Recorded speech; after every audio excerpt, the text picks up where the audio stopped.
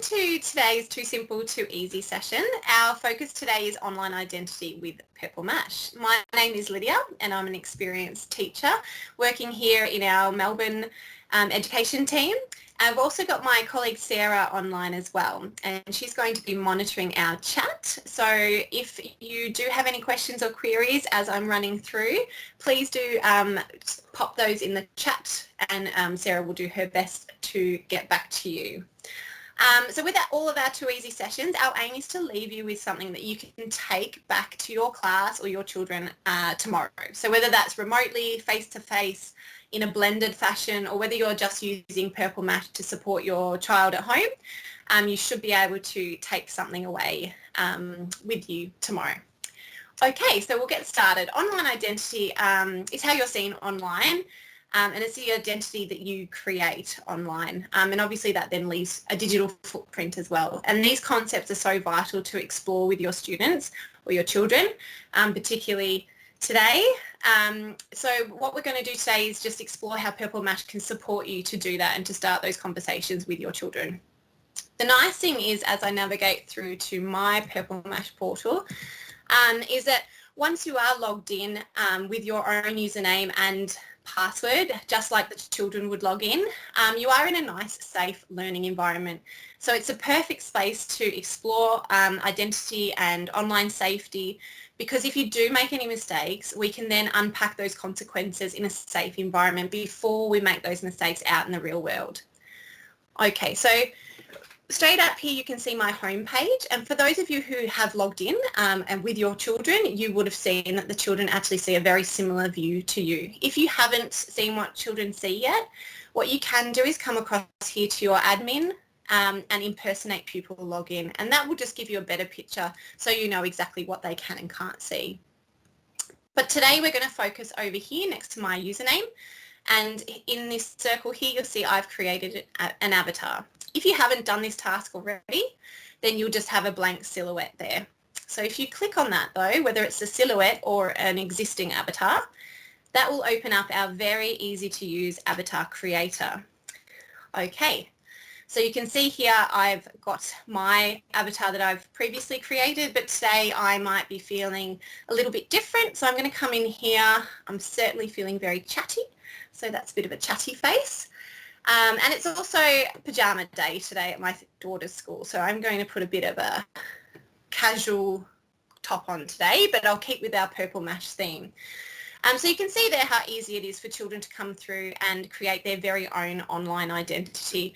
And the nice bit about that is that they can come in at any time and just click on that avatar, and they can update that with how they're feeling, which can be a nice little indicator for you that perhaps something's going on there with well-being, that you could then explore and unpack a little bit more with your students. So it can give you a bit of a clue or an indication that there's something going on with your children as well. Okay, so once the students have gone through each of their features up here, and this can link really nicely into those units of work that are often focused on at the start of the school year, things like learning to learn all about me. So it could be something that they have a mirror out and they look really closely at their features, but then they have a think about what are the features that they want to project through their online identity, and what are those that they want to keep aside that are just for them. Okay, and they can go through that process. Once they're happy, it's simply a matter of clicking OK. And you will notice though below the OK button here, I have got a download button, and that's something that you can then download the avatar, and they can use that as their online identity for other digital programs you might be using. Or you can actually print those out as well for classroom displays or to use around your home. So that's a nice idea there too. If you're feeling a little bit random, you can also just click random and have a random avatar created for you as well. But for today, I'm happy. I'm going to click my OK. Are you sure you're happy? I'm sure. I am very happy. And I'll click OK there. And you'll see now up here in the little circle on the top right that my avatar has been updated. Okay, so that's a really simple way to get students to create their online identity and also start some of those conversations that might lead into online safety and things like that But on top of that, it's just a really fun way to engage kids into their Purple Mash environment. So it's something we always recommend to get started with. If you haven't done so, then it is a nice place to start. And to give you a little bit extra support with that, you can navigate through your teacher section here, which is full of additional support for you. And you will see here that we have a digital technology scheme of work, or Digitech scheme of work. And if I open that one up, you'll see that each year level follows the digital technologies curriculum to create units of work that will cover that area of the curriculum. And I've already downloaded Unit 1.1, which I'll just scroll to the top there. That's online safety and exploring Purple Mash. And the very first lesson, if I scroll back down now, is all about safe logins. And again, that's giving them that identity of they've got their own username, their own password, and then they also have their avatar that they can create. And that's got step-by-step instructions to support you further with that. Okay, so I'll just navigate back here and I'll just click to my home page again. There we go. So in addition to, I guess, giving the students some online identity by creating their avatar, you're also giving them a little bit of ownership over their space. So as I mentioned, they've got their own username, their own password that they've logged in with, and so they've got a bit of ownership of what they're doing in this space now. And what I'd like to really quickly show you is just how that is projected through Purple Mash. So I'm going to come up here to my work folder, and you'll see that I've got my class folder open here, and I've gone into my Year 4 Dolphins. I've come down to their to-dos folder. So to-dos is Purple Mash speak for any work that you've assigned your students, that you've given your students and they then need to hand in to you.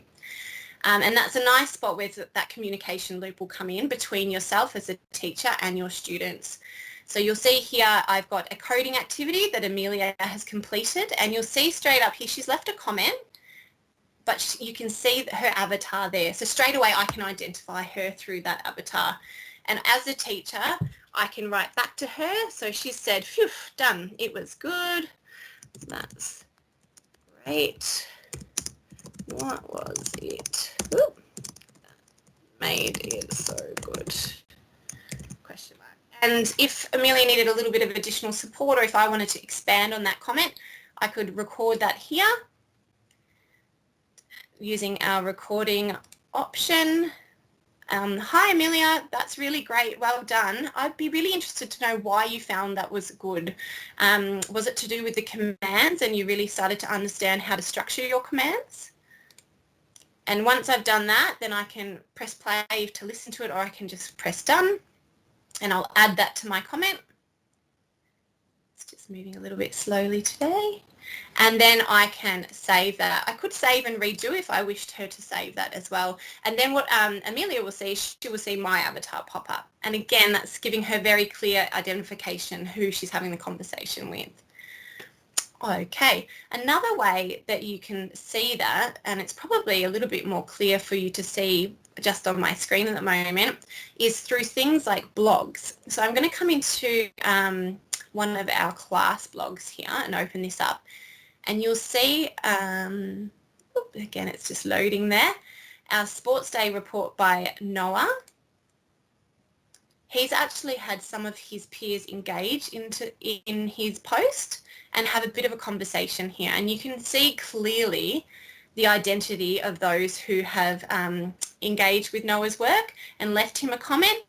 And again, that's a really good discussion point for that digital footprint, because you can see that's their identity, but then they're leaving those marks behind in the comments that they share. So they want to really make sure that those comments are going to make a good impact and that they're in a positive light.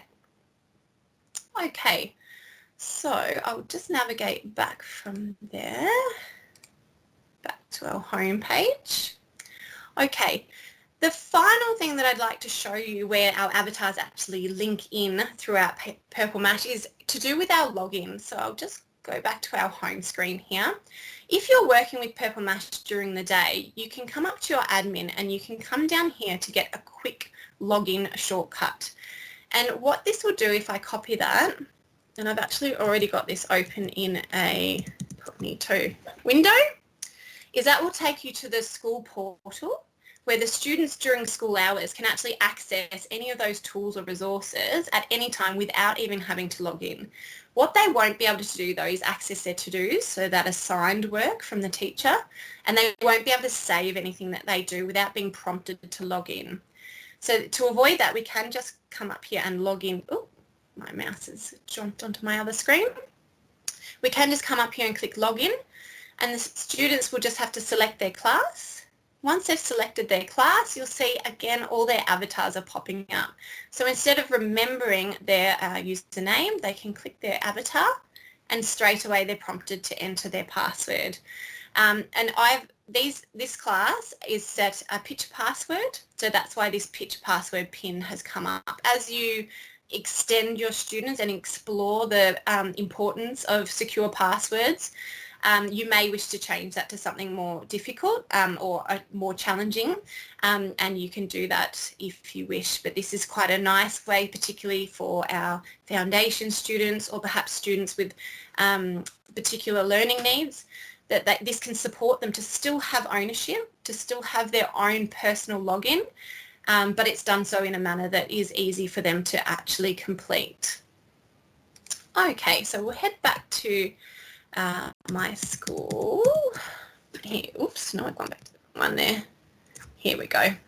Okay, and now that we're back to the start, that's everything that I'd like to cover off today. So hopefully what you've been able to take away from this session is that you can get started with creating online identity for yourself and for your students tomorrow by opening up that avatar creator and having a little bit of fun along the way.